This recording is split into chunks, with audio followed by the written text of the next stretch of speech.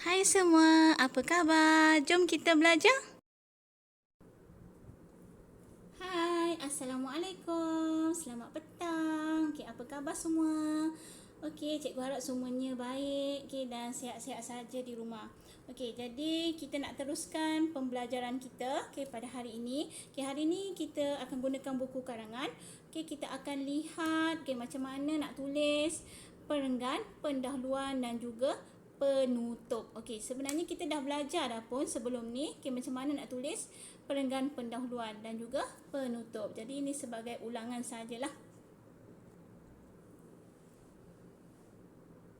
Kita lihat dulu objektif pembelajaran dan juga kriteria kejayaan. Untuk objektif, menulis perenggan, pendahuluan dan kesimpulan karangan dengan menggunakan bahasa yang gramatis. Kemudian kriteria kejayaan, yang pertama, menulis ayat tema, ayat rangsangan dan ayat arahan bagi pendahuluan karangan. Kemudian yang kedua, menulis ayat rumusan, ayat cadangan dan ayat kesan cadangan bagi perenggan penutup. Sekiranya kamu dapat menulis ke-6 ayat ini, maka tercapailah objektif pembelajaran dan juga kriteria kejayaan. Kita lihat dulu macam mana nak tulis perenggan pendahuluan. Perenggan pendahuluan. Mesti ada 3 ayat ini, iaitu ayat tema. Ayat tema ni ayat apa? Ayat tema ni adalah merujuk kepada tema karangan. Karangan itu temanya tentang apa? Katakanlah tentang pelancongan. Jadi kita ceritakan tentang pelancongan. Kalau tentang gejala buli, jadi kita ceritakan tentang gejala buli. Kemudian ayat rangsangan. Apa itu ayat rangsangan? Ayat yang berkaitan dengan tema. Jadi maknanya dia merupakan huraian untuk ayat tema. Kemudian ayat arahan merujuk kepada kehendak atau kata kunci soalan. Maknanya katakanlah dalam soalan minta kamu tulis tentang kepentingan sektor pelancongan di Malaysia, ataupun tentang usaha meningkatkan sektor pelancongan, ataupun tentang gejala buli, cara membasmi gejala buli, cara, itu adalah arahan, ayat arahan. Itu adalah kehendak lah ataupun kata kunci dalam soalan. Kita lihat contoh untuk pendahuluan.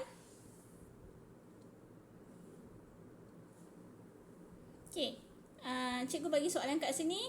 Huraikan usaha-usaha untuk meningkatkan industri pelancongan di Malaysia. Kita lihat dulu ayat tema. Di Malaysia, industri pelancongan merupakan salah satu punca pendapatan negara yang diperoleh melalui pengaliran masuk wang asing. Jadi maknanya bila ada pelancong, sebab bila pelancong menggunakan mata wang asing masuk ke Malaysia, akan tukar mata wang kita. Jadi ini merupakan salah satu punca pendapatan negara. Kemudian ayat rangsangan. Dia nak huraikan lagi tentang ayat tema. Malaysia juga terkenal dengan destinasi hub halal dan menjadi tumpuan pelancong asing, terutamanya Asia Barat, Timur Tengah dan Asia Tenggara. Ayat arahan, kita tengok balik soalan. Soalan tu tentang usaha-usaha untuk meningkatkan industri pelancongan di Malaysia. Jadi yang dalam soalan tu yang kita akan tulis dalam ayat arahan. Oleh itu, terdapat pelbagai usaha yang dapat dilakukan untuk meningkatkan industri pelancongan di Malaysia. Kita lihat pula perenggan penutup.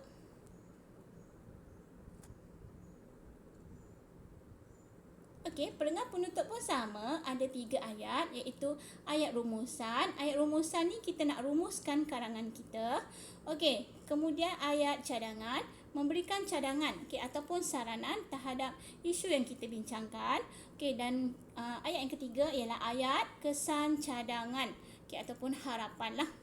Okey, kesan terhadap cadangan yang diberikan ataupun harapan terhadap isu yang dibincangkan. Okey, kita lihat contoh.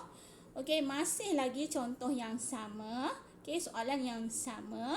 Okey, cuma dia menjadi penutup ataupun kesimpulan. Okey, ayat rumusan.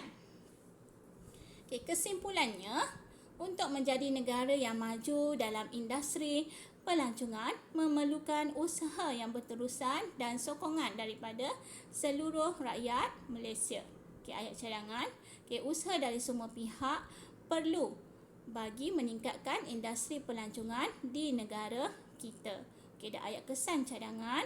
Hal ini demikian kerana usaha dari satu pihak sahaja tidak akan membuahkan hasil. Seperti kata pepatah, tepuk sebelah tangan tidak akan berbunyi.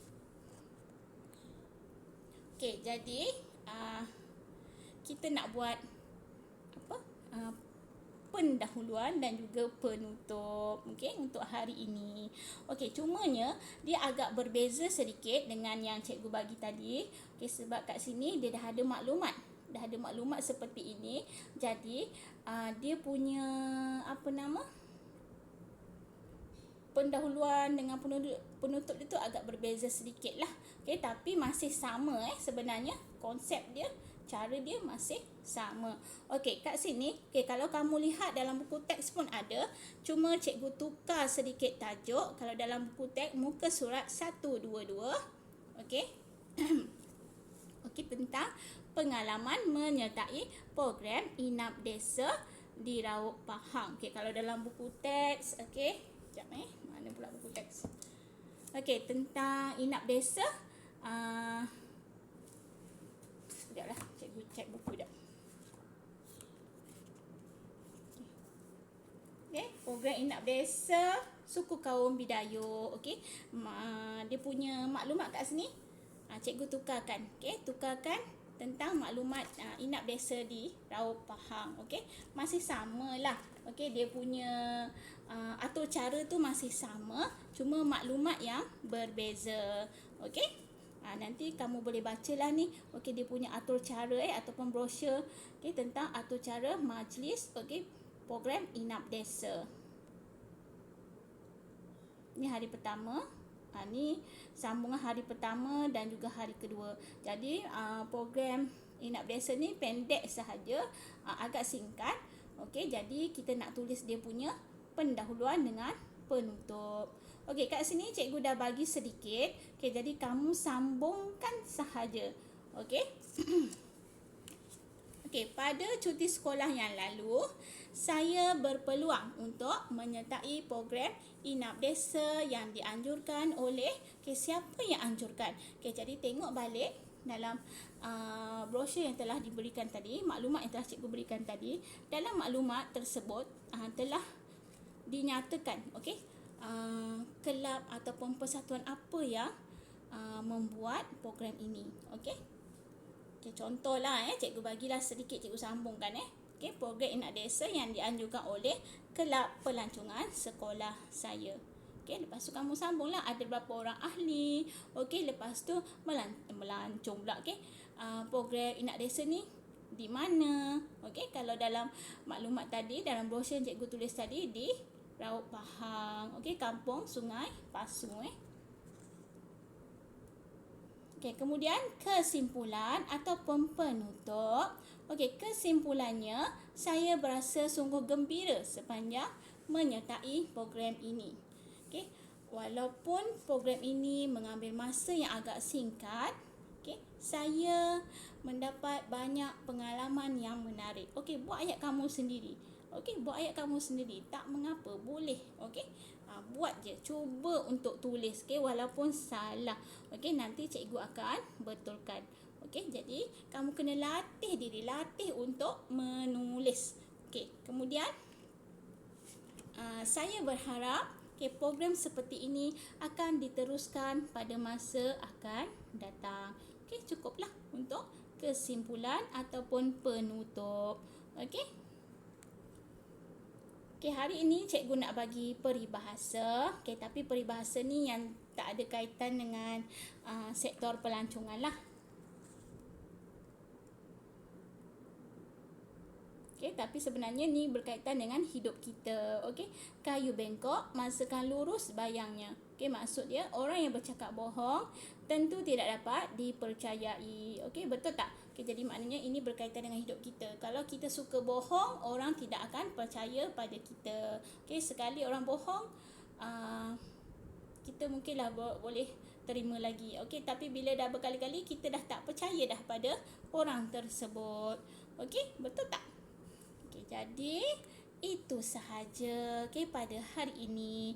Kalau tak faham, tak tahu nak buat, boleh tanya cikgu. Kalau nak tanya betul tak ayat saya ni cikgu, boleh PM sahaja cikgu.